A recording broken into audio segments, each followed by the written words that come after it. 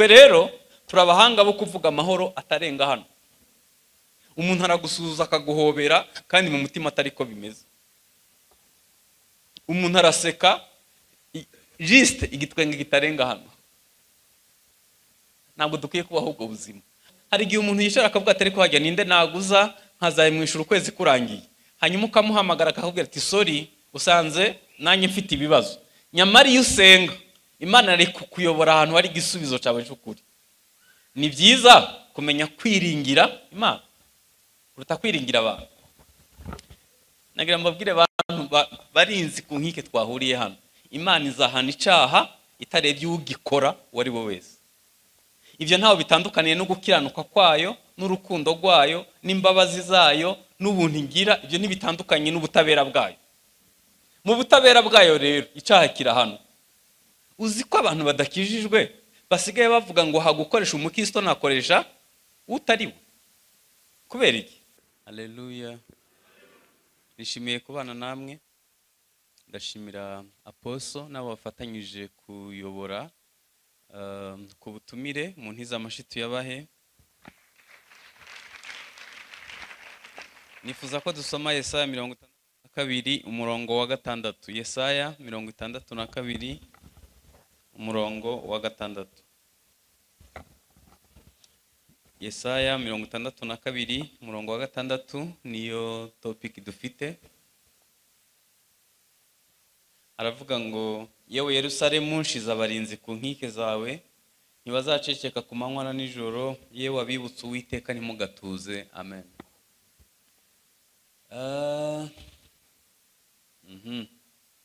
Turi nyuma ya saa sita, harashushe. Iyo bimeze bitya bamwe baba basinzira, ntabwo ari igihe coroshe. Ariko nanone ni igihe cyo kwiga ijambo ry'Imana. Muriteguye tuganire? Icyambere Yesaya yahanuriye abantu bari mu bunyage. Yesaya yahanuye imbere yuko bajya mu bunyage n'igihe bari barageze mu bunyage. Muri iri jambo dusomye harimo amasezerano n'ubuhanuzi Imana yavuze ku Bisirayeli. Ahantu nagira ngo mwumve cyane kuko bagiye mu bunyage. Niho nagira ngo tubanze dutekereze. Kuki Abisirayeli bagiye mu bunyage? Nifuza ko tubihera mu mizi. Imana yabwiye Aburahamu iramubwira ngo naye gutamba igitambo. Murabizi ko Aburahamu yari umuhanga wo kubaka ibicaniro cyangwa se uburyo bwo kuramya Imana. Agezeyo buri nyamaswa yose yagomba kwicamo kabiri, amaraso akava, birumvikana. Imana ikaza gusubirisha umuriro, ikazana umuriro. Bibiliya iravuga ngo bigeze ku kirengazuba arasinzira. Hano munyumve neza, gusinzira ni natire y'umuntu wari we wese. Ariko ikosa yakoze rikomeye ni ugusinzira ibikona bitarasubira mu byari. No gusinzira igihe kitari ico gusinzira. Imana yaje kumusanga, Bibiliya iravuga ngo ategwa n'ubwoba bwinshi. Imana iramubwira ngo urubyaro rwawe bazakorera abandi bantu imyaka 400. Come on. Imana igusanze usinziriye yakubwira ngo iki? Nanone mu ndebe mbabaze. Nibi bitotsi by'amasaha nk'abiri gusa bivunjwa umuvumo w'imyaka 400 muri Egiputa, waguha fagitire y'ibyo usinziriye mu mwuka. Tekereza ko wasanga bimeze bite?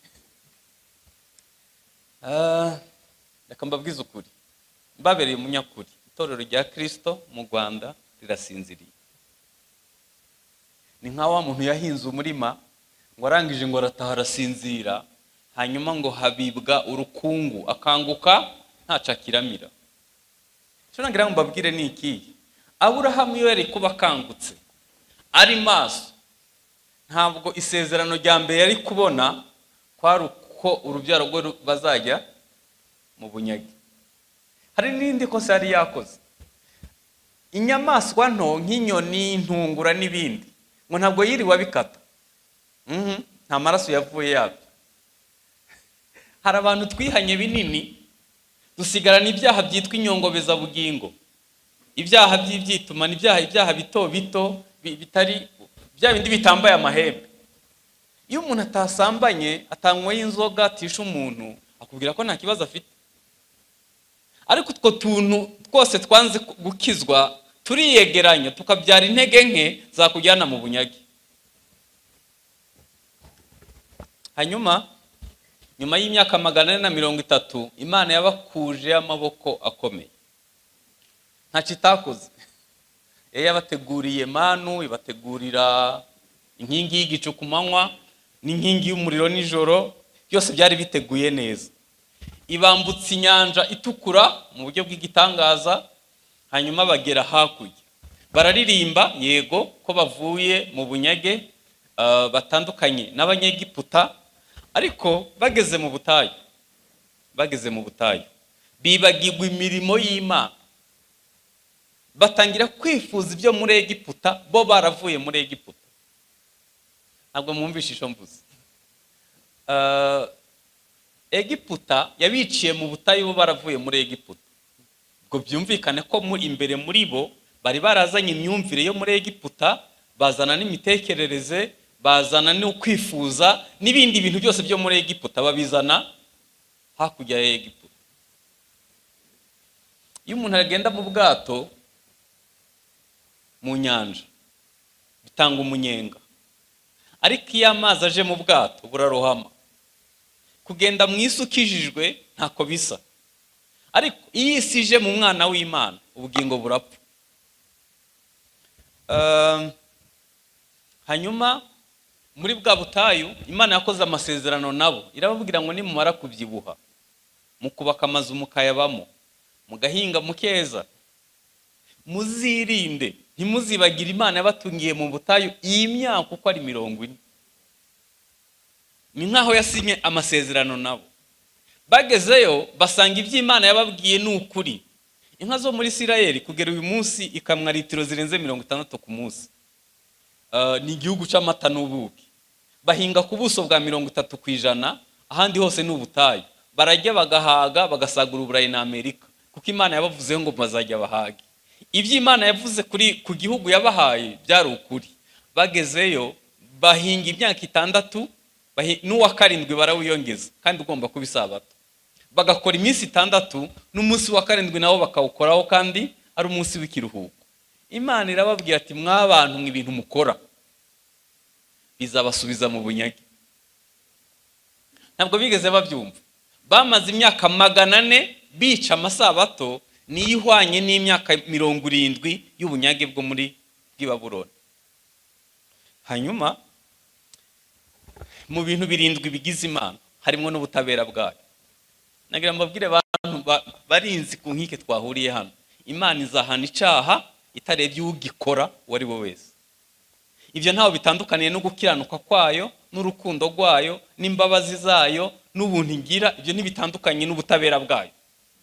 Mu butabera bwayo rero icyaha kirahano. Nicyo cyatumye bamanuka muri Egiputa no mu Babuloni. Ntabwo ushobora kwibaza ukuntu byari bibi uko tutari duhari. Iyo ukoresheje vore y'indege ukava muri Isirayeli uya i Babuloni, ni ibirometero 2000 uciye mu kirere. Ubwo birumvikana iyo unyuze mu mibande no mu misozi bishobora kuba birenga ibyo. Ntabwo bagiye n'imodoka, bagiye bahambiriye, bagiye bicwa umugenda, bagezeyo hasigaye mbagwa. Nanone aho umuntu abera mubi, bagezeyo basenga ibigirwamana. Gusa ntabapfira gushira. Harokotse Danieli, Bashaduraka na Meshake na Bedunego, Ezira, Nehemiya n'abandi bake. Bo baravuga ngo twe ntabwo tuziyanduza.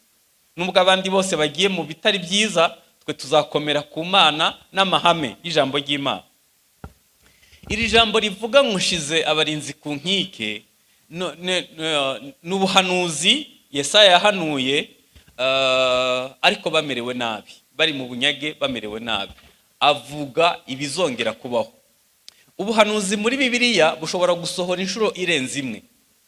muribuka Yesaya yavuga ngo duhawe umwana, umwari azasama inda abyara umwana w'umuhungu. Icyo gihe bari batewe kiba ikimenyetso ko hari umudamu ugiye gusama inda, mu gihe uwo mudamu azaba atwite aribwo bazatabawe. Nanone bisohora mu gihe Yesu yavuka, byongera gusohora Isirayeli ibona igihugu, bizongera binasohore nanone, ubuhanuzi busohora inshuro zirenze imwe. Mu buhanuzi rero Imana yavuze kuri Isirayeli, twasomye guhera ku murongo wa 6, nubona umwanya uza guhera ku murongo wa 1, uraza kubonamwo amasezerano 7 yasezeraniwe Abisirayeli bakiri mu bunyage. Isezerano rya mbere riravuga ngo gukiranuka kwa Isirayeli cyangwa se gukiranuka kwa Yerusalemu kuzatangaza nk'umuseke, n'agakiza kaho kakamera nk'itabaza ryaka. Rimwe mu masezerano ntekereza ko dukeneye kimwe n'Abisirayeli ni iri sezerano, nuko gukiranuka kwaho kwakongera gutambika.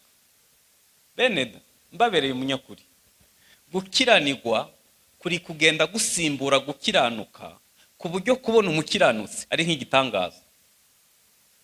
Umushumba umwe yari afite umukire mu rusengero, arangije aramubwira ngo uzanshakire umuntu utiba azaze mushire ku mafaranga andi ancungira amafaranga.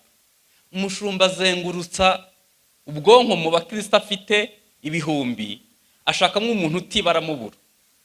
Aramubwira ngo boss, ngo ntabwo nifuza kuzagirana ikibazo nawe, ngo nta muntu nzi utakwiba, ngo icyo akora nabona uwiba make. Aravuga tumva n'uwo wiba make wase uzamunzanire. niba uwo muntu wizeye kuri icyo kigero byibuze uzamunzanire. Yarashatse kuvuga iki? Yarashatse kuvuga ko kubona umukiranutsi. Uzi ko abantu badakijijwe basigaye bavuga ngo hagukoresha umukristo nakoresha utari we. Kubera iki? Kubona umutayeri uha umwenda akazawugohera umunsi mwavuganye. Kubona umufundi utiba imisumari na sima. Kubona umukozi wo mu gikoni wasigira urugo ukazinduka ukaba wizeye umutekano. Singe wahera. Mu masezerano dukeneye nuko gukiranuka gukwiye kubaho kugasimbura gukiranirwa, kuko gukiranirwa si indangagaciro y'abana b'Imana. Tugomba kubaho ubuzima bukiranuka. Hanyuma n'agakiza kakamera nk'itabaza ryaka. Abisirayeli hari amagambo 4 cyangwa 5, sinshaka kuyavugaho yose, kuri bo asobanura kimwe. Ni shalom, amahoro, n'agakiza, ni umutekano. Reka ndeke kuyavuga yose. Icyo nashaka kuvuga ni iki? Iyo bavuze shalom iwabo, bisobanuye ngo ubanye neza n'Imana mu mwuka, amarangamutima ntakomeretse, ubwenge bukora neza, ufata ibyemezo bizima, kandi no mu mubiri ufite ibihagije. Iyo bavuze ngo agakiza kazaba inzitiro, bihera imbere muri wowe bikaza mu bugingo no mu mubiri, kandi igihugu kikaba gifite umutekano. Nko muri iki gihe bamaze igihe mu ntambara, ntabwo bashobora kuvuga ijambo agakiza iwabo. Kuri wa agakiza bizagira igisobanuro igihe bazaba bafite umutekano impande zose. Twe rero turabahanga bo kuvuga amahoro atarenga hano. Umuntu aragusuhuza akaguhobera kandi mu mutima atari ko bimeze. Umuntu araseka juste igitwenge kitarenga hano. Ntabwo dukwiye kubaho ubwo buzima. Hari igihe agakiza kazaba inzitiro. Haleluya. Umuntu akagendana agakiza kageze mu bice byose by'ubuzima, katari uruhande rumwe. Isezerano rya 2 nuko amahanga azabona gukiranuka kwawe. Amahanga azabona gukiranuka kwawe, n'abami bose bazabona icyubahiro cyawe. Uzitwa izina risha rihimbwe n'Uwiteka. Hari ibintu Imana ikora bikaba atari ibintu bihishe. Urabona hari ukuntu tuvuga ngo Imana ibana natwe mu mwuka, kandi hari igihe Imana itazakora ibintu biri mu mwuka gusa. U Rwanda ni ishuri ryiza ryo kwigiramo. Kuva 94 kugera nka 2005 hari ukuntu nyene bitari bwabe byiza cyane, ariko kuri ubu iyo ugeze mu mujyi wa Kigali nta muntu yakubwira ngo u Rwanda rugira isuku. Ibintu bisaba ko babanza kubikwigisha. Biragaragara ko dufite igihugu gitekanye, gifite isuku, gifite imiyoborere myiza. Ibi bintu tuvuga biri mu mwuka bikwiye kuzagera igihe bikaba ubuzima. Yaba byumushobora kuvuga ngo amen. Ya masezerano ufite ari mu mwuka akwiye guhinduka ubuzima. None ubu wahakana ko Israel kitari igihugu? Israel ni igihugu. Ntabwo bakiri mu bunyage bw'imyaka 70. Nyuma yaho bagize n'ubundi bwamaze imyaka 1870. Nabwo babuvuyemo. Ubu ni igihugu gitinyitse ku isi. N'amasezerano y'itorero, n'amasezerano yawe ku giti cyawe, hari ubwo azava mu mpapuro ahinduka ubuzima bwa buri munsi. Cya gatatu, isezerano rya gatatu, ngo kandi uzaba ikamba ry'ubwiza riri mu ntoke z'Uwiteka, n'igisingo cy'ubwami kiri mu ntoke z'Imana yawe. Uzaba ikamba ry'ubwiza. Wow, nageze hano mbona n'ahantu heza cyane. Aba designer bakoze ahantu mu ntiza amashitu yabaye.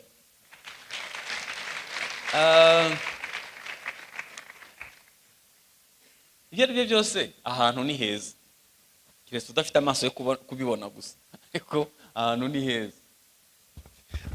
Wizera ko hari igihe wowe uzaba uri ikamba ry'ubwiza mu ntoke z'Imana? Abantu benshi bagendana ibintu biziho, umubabaro utaravuwe, bagendana ibintu bitari mu bwiza. Akaba ashima Imana yego, ariko akaba yiziho ikindi kintu kitari gitagatifu, ndavuga ikintu kitari cyiza. Nahoze ntekereza ubushize Imana yagize neza kwihisha, kubera ko yiza kuyihagaragara. Bamwe bari kuyirasa, abandi nabo bari kuyijyana mu rukiko. Ubu bigeze kure yisobanura, kubera ko abenshi bafite ibibazo. Umwe avuga ati kuki nabaye muremure, undi akavuga ngo kuki ndi mugufi, undi akavuga kuki nanutse, undi akavuga kuki mbyibushe, undi akavuga kuki ndi umukene, kuki mu bantu zirenze. Ariko hari igihe tuzaba turi ikamba ry'ubwiza mu ntoke z'Imana. Ikindi, ntabwo uzongera kwitwa intabwa, uzitwa inkundwakazi. Abantu benshi bahuye no gutabwa mu buzima busanzwe. Ntabwo nshaka kuvuga kuri ico gikomere, mu bikomere bimwe, mu bwoko bw'ibikomere bugoye kuvura ni igikomere cyo gutabwa. Iyo umuntu atagize urukundo rwa papa we biramugora gusenga ngo data wa twese uri mu ijuru. Ariko nubwo wahuye no gutabwa, nubwo wahuye no kutakirwa, no kudahabwa agaciro, no gutereranywa, hari igihe uzitwa inkundwakazi. Isezerano rya gatanu, igihugu ntabwo kizongera kuba umwirare, ahubwo uzitwa uwashingiwe. Hanyuma isezerano rya gatandatu, uzagira umunezero nk'uwo mu gihe cy'ubugeni. Hari abantu uzi baseka ari uko bibagiwe gusa, ariko iyo ku munsi wo gushingirwa, nubona umuntu utasetse ku munsi wo gushingirwa, nibaza ko umunezero uba ku kigero kiri hejuru uba ku munsi wo gushingirwa.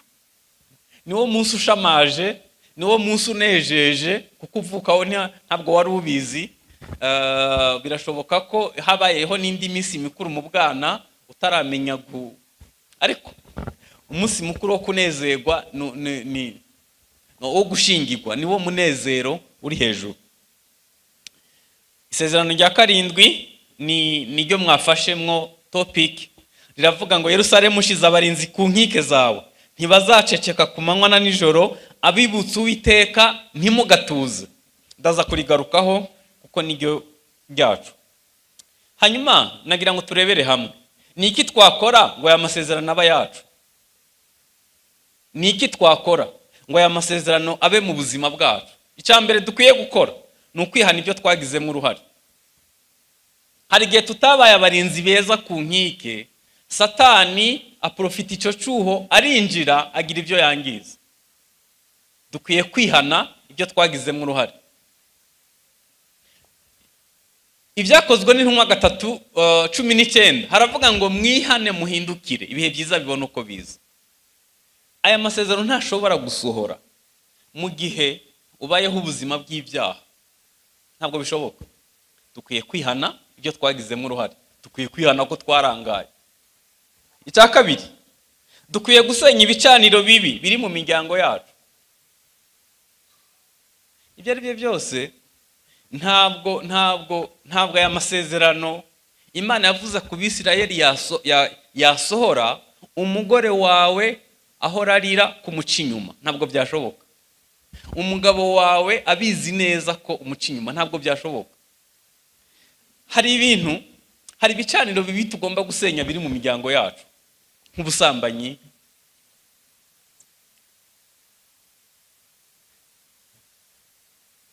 kubesha, ubwibone. Mutekereza ko amasezerano ashobora gusohora imfubyi zo muri twe zirira? Ese abapfakazi b'iwacu bafashwe bate? Nuko Imana itajya gusinyisha iwabo kugira ngo idusohoreze amasezerano? Sinzi niba badusinyira, ntabwo mbizi neza. Okay, mwe muragerageza. Hari ibicaniro byinshi dukwiye gusenya, kutemerana, gucika n'ibindi. Icya gatatu dukwiriye gukora, icya mbere ni ukwihana ibyo twagizemo uruhare. Icya kabiri ni ugusenya ibicaniro bibi. Kera mukiri hamwe hirya nigeze kubaganiriza, ndabyibuka, mbabwira ukuntu umujinya wewe ari wo Mose yavukiyemo muri Egiputa, hanyuma akavukana umujinya akica umuntu agahita amutaba no mu mucanga. Hanyuma ageze no mu butayu, ni kimwe mu byamubujije kwinjira mu gihugu cy'isezerano. Kubera iki? Hari igicaniro atibutse gusenya. Hari ibintu nitubyirengagiza gutyo gusa tukajya tubibyita ibisanzwe, bizatugiraho ingaruka turi no mu rusengero. Dukwiye gusenya ibicaniro bibi byose. Noneho kubisenya turabyirata. Ngewe niko meze, ndakara nka papa, na sogokuru niko yari ameze, muzamfata uko. Niba uko uteye atari imbuto z'umwuka, ni gute uduhatira kugufata gutyo? Hanyuma se agakiza niba katabasha kuguhindura kuri ibyo, kaba karakumariye. Dukwiye kwihana ibyo twagizemo uruhare, dukwiye gusenya ibicaniro bibi. Icya gatatu, tugomba kubaho ubuzima bwubaha Imana.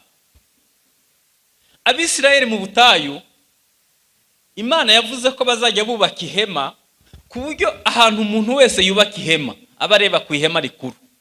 Byari bisobanuye Emmanuel, Imana mu bantu. Hanyuma ikindi byari bisobanuye kubaho ubuzima bwubaha Imana, kubaho ufite autorite, wubaha, utinya, ubutware.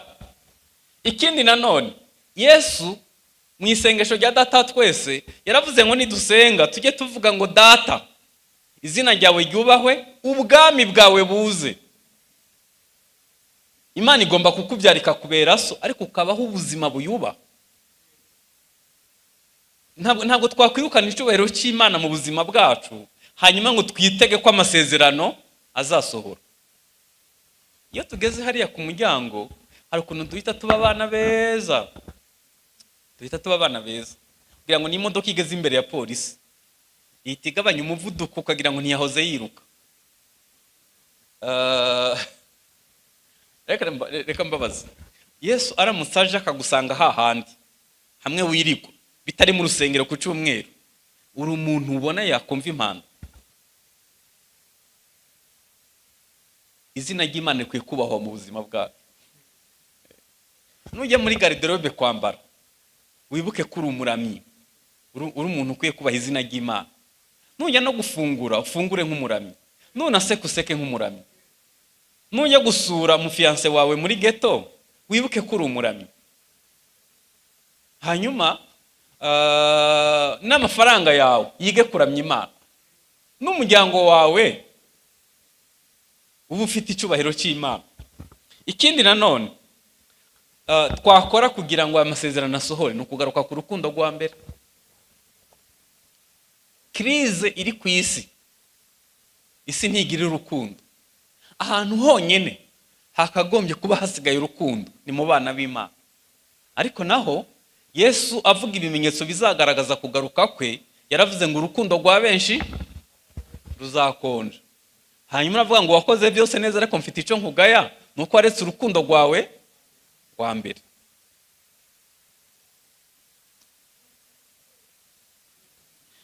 Isi abantu baburiye urukundo mu muryango, bakaburira urukundo mu isi, bakwiye kurusanga hano. Murebe uko tungana uku, twese dukoze ishirahamwe ryo gukundana, mbega ukuntu twahinduza abantu urukundo bigashoboka. Ikindi twakora ngo aya masezerano asohore ku buzima bwacu ni ugukora imirimo myiza izaduherekeza. Bibiliya iravuga ngo bakundwa, mukomere mutanyeganyega, murushaho iteka gukora imirimo y'umwami, kuko umuhati wanyu atari ubusa. Paulo yaravuze ngo ndashimira Kristo Yesu, yabonye ko ndi uwo kwizerwa akangabira umurimo we. Yesu yaravuze ngo umuntu nankorera nkurikire, kuko aho ndi n'umukozi wanjye ariho azaba. Umuntu nankorera data azamuha icyubahiro. Abantu bamaze gucika intege mu gukorera Imana ku kigero giteye ubwoba. Tekereza ko abantu benshi mu rusengero n'abakonsomateri. Araza bakamusengera, bakamuririmbira, bakamuhanagurira intebe, bakamushyiramo klimatizeri, ibintu byose bakabimukorera, agakonsoma agataha. Neje akazagaruka umwaka ugashira, ukibaza ahantu n'umushitsi, ni umuviziteri cyangwa n'umwana mu rugo. Hano nta wubashwe kuruta abandi, umukuru akwiye guseriva abato. Ariko hari ukuntu nyene byereka mbere y'iki Beneda, buri wese yandikisha ku izina rye. Uko wavuye mu nda ya mama uri wenyene, niko uzahagarara imbere y'Imana uri wenyene. Buri wese yandikisha ku izina rye, abitsa kuri konte ye. Hanyuma iminsi uzamara inaha ntabwo tuzi uko ingana. Hahirwa abantu bapfira mu mwami, imirimo izagenda ibaherekeje. Imana ni ikongera umunsi umwe wo kubaho, ibigira ngo ukore imirimo. Ushaka amakamba azaguherekeza. Ariko abantu bamaze gucika intege. Turabahanga ku buryo umuntu amanura intoke mu mufuka akamenya inoti nto na nini atarebyemo. Ariko ntabaturenganya, ni inzara yo munsi y'ubutayu bwa Sahara. Dufite ibirarane by'inzara. Dukwiye gukora imirimo izaduherekeza. Ngewe ntekereza ko iminsi nsigaje kuba hari imyongerano. Iyo nagomba kubaho yararangiye, iyo mbonye nkangutse mu gitondo, ndavuga ngo shimwa ko mpaye undi munsi wo gukorera umugisha. Ko ku makamba yanjye mbonye irindi kamba nzambara. Dukwiye gukora imirimo izaduherekeza. Ikindi dukwiriye gukora ni ubumwe bw'abana b'Imana. Sinzi uwaturoze gucikamo. Kandi bivuze biri ku isi hose, mu bihugu byose birimwo abantu bo mu karere k'ibiyaga bigari. Sinzi uwaturoze gucikamo ibice. Yesu asengera Yohana 16:17 yaravuze ngo ubahe kubumwe nkuko turi umwe na Data. Niba dukorera ubwami bumwe, tugakorera Imana imwe, tukaba twese intego ari kuzana abantu kuri Kristo, tucikamo ibice ngo bigende bite? Hanyuma se niba utinyuka kutemera ab'Imana yemeye, iyo umuntu atemera abandi nawe ntawe umwemera. Icyo bibanisha usarura. Nge guhuza umutima nawe bintwaye iki? Kimwe mu bintu bigaragaza ko itorero rifite ububyutse ni ubumwe bw'abana b'Imana. Abo twahoranye nabahaye ubuhamya, nigeze kuyobora itorero ahantu nahuye n'ikintu kibi pe. Muri iryo torero harimo amakorari 3 badashobora gutizanya umugozi wa synthetizer. Imwe mu ntambara yamvunye yandaje amajoro ni ukubabwira ko dukora sonorisation imwe mu rusengero. Byandaje amajoro ateye ubwoba. Kubera iki? Nabaririmbyi badashobora gusuhuzanya mu ntoki. Ubahe kubumwe nkuko turi umwe na Data. reka mbabwize ukuri, abasitare dufite muri gospel ni umugabo n'umugore bemeye guhuza umutima. Niba abasitare dufite muri gospel hano. Hanyuma no muri business umugabo n'umugore bahuje umutima bagakorera business hamwe, gutera imbere birihuta. Ariko igihe cyose habuze ubumwe bw'abana n'ababyeyi, habuze ubumwe bw'abashumba n'abakristo, habuze ubumwe bw'abashumba mu murengo umwe, habuze ubumwe mu bizera, ntimutekereze ko ari kure tuzagera. Ntabwo bishoboka. Kuba umwe ni ihame ry'ubwami bw'Imana, gucikamwo n'umugambi wa Satani. Ikindi dukwiye kubaka igicaniro gisha cyo gusenga. Nituba dushaka ko ari amasezerano azasohora, dukwiye kubaka igicaniro gisha cyo gusenga. Bibiliya iravuga ngo abantu bitiriwe izina ryanjye nibasenga bashaka mu maso hanjye, nzamanuka mbakirize n'igihugu. Abantu benshi ha gusenga, abitwa barinzi ku nkiki, ha gusenga bashaka mu maso y'Imana, basenga bashaka mu ntoke z'Imana. Mu maboko y'Imana hari abagore, hari abagabo, hari promotion, hari gutera imbere n'ibindi, ariko mu maso hari ubumwe, hari ubusabane. Imana ishobora kuguha ibiri mu ntoki ikakwima mu maso hayo. Abisirayeli bahaye byose yari ifite, ariko ibima mu maso hayo. Murashaka mu ntoki cyangwa murashaka mu maso? Iyo warebanye neza n'umuntu mu maso akakwishimira, mukagirana ubusabane, ntabwo yakwima ibiri mu ntoki, ariko ashobora kuguha ibiri mu ntoke umutima atawuguhaye. Dukwiye kubaka igicaniro gisha cyo gusenga. Abo twaranye nazo mbabwira, sinzi impamvu bantumiye kuvuga kuri iyi topic, ntabwo mbizi. Kubera ko turi abantu bazi kwigisha gusenga tutayaherukamo. Turi abantu bazi kwigisha amahame meza iyo duhagaze aho, ariko inyuma ya rido tubaho ubuhe buzima. Ushobora kuririmba urukundo ufite uwo wanga, ushobora kuririmba gusenga utayaherukamo wa mugani. Dukwiye kubaka igicaniro. Gusenga ntibabivuga, gusenga barabikora. Ntabwo dukwiye kuba abantu babivuga, dukwiye kuba tubikora. Kandi kugeza igihe Yerusalemu hazahinduka ishimwe ku Mana. Daniel yasenze imyaka 70, asenga gatatu ku munsi. Hano dufite abasaza bakuze, sinzi niba hari usenze imyaka 70. Nubwo byafata igihe kingana gutyo cyangwa se kirenga, dukwiye gusenga tutarambiwe. Imana izakora ibingana naho tugeza gusenga. Ikindi dukwiye gutoza abarinzi basha kurinda. Dukwiye gutoza abantu kurinda. Donc dukwiye kuba dutoza abantu kurinda. Sinzi niba murabona ibibazo bihari, reka mbyite kwirera, niyo mvugo yakumvikana, cyangwa se kudatozwa. Umuntu muri iki gihugu bahagaritse gusengera mu misozi, murabizi bihanwa n'itegeko ntazagira ubikora. Noneho kera bicemewe, abantu bajyaga gusengera muri iyo misozi yindi yose, sinshaka kwirondora. Umuntu yavuga ri gusa, ri ataza agakurikiraho, agahita yitwa umuhanuzi mpuzamahanga. Umuntu yahimbye akaririmbo kataramenyekana Kigali yose, agahita yita umuhanzi ku giti cye. Wamutumira akabanza kugusaba ayo ushira kuri momo cyangwa kuri konte. Ibibazo byo kwirera biruzuye mu murimo w'Imana. Hari igihe ureba imyitwarire ugasanga ni ikibazo kimwe gusa n'abantu bireze. Dukwiye gutoza abantu basenga batarambiwe, abantu basenga amasaha 28, abantu basengana umutima wagutse ukwirwamwe abandi. Ikindi twakora ngo aya masezerano asohore, nuko dukwiye kumenya ko aba barinzi babereyeho nyine kujyana ubutumwa bwiza kugera ku mpera y'isi. Ikindi nanone tugomba gushira ibyiringiro byose ku Mana. Tugomba kwiga gushira ibyiringiro, kuko kwiringira abantu bifite aho bigarukira. Abantu hari igihe umuntu yishara akavuga atari ko hajya ninde naguza nkazayimwishura ukwezi kurangiye, hanyuma ukamuhamagara akakubwira ati sorry usanze nanjye mfite ibibazo. Nyamara iyo usenga Imana ari kukuyobora ahantu hari igisubizo cyawe cy'ukuri. Ni byiza kumenya kwiringira Imana uruta kwiringira abantu. Ikindi nanone, abakristo benshi bakiriye Kristo nk'umukiza, ariko ntibamwakiriye nk'umwami w'ubuzima bwabo. kugira ngo ube umurinzi mwiza nuko ibyumba byose by'ubuzima bwawe byose Yesu abiyobora.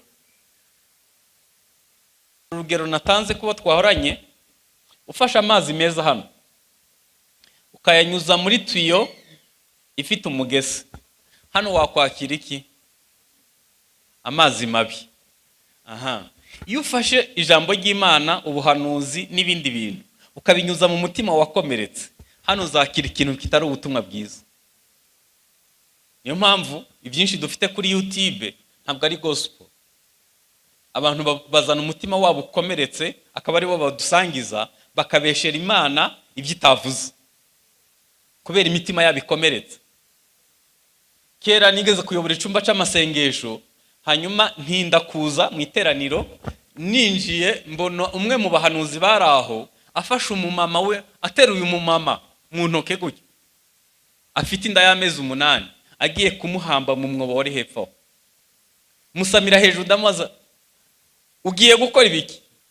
Ubwonko bwahise bwiruka, ntekereza ukuntu umumama ngo ufite inda y'amezi 8 agiye gukubita umugongo ipfiri agapfana n'umwana, twese bakadufunga.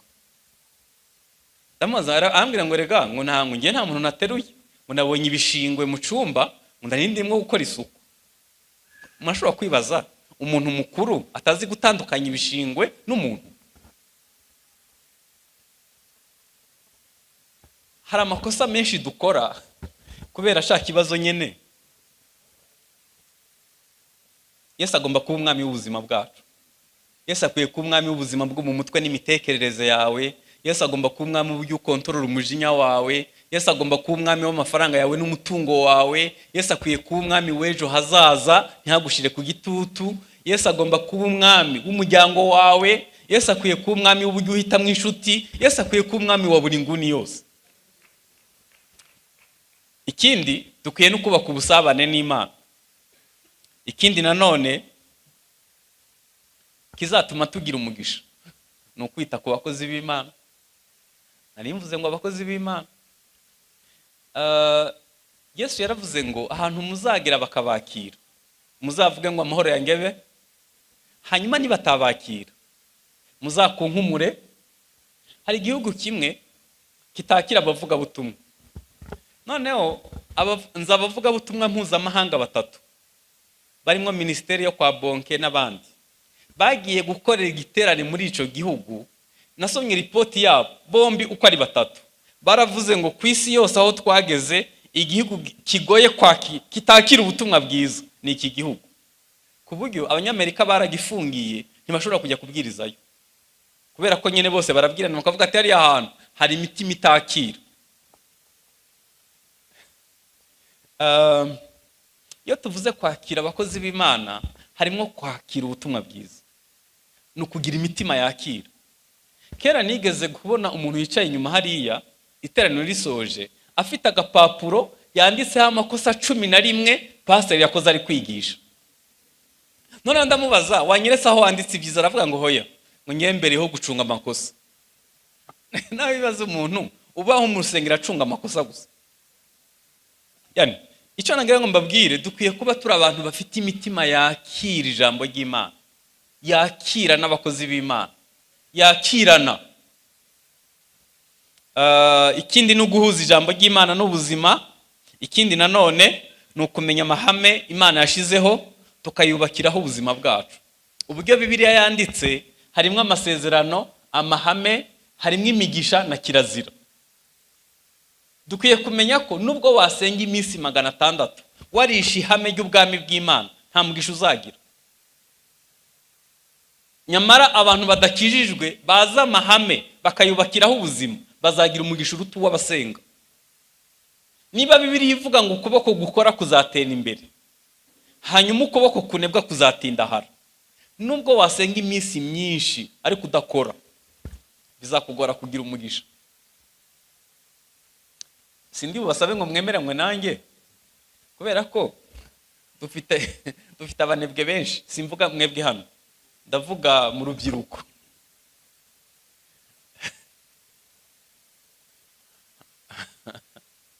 Umushumba umwe wo mu gihugu kimwe yari afite ikibazo cy'ubukene kuko yarimo gutangira umurimo.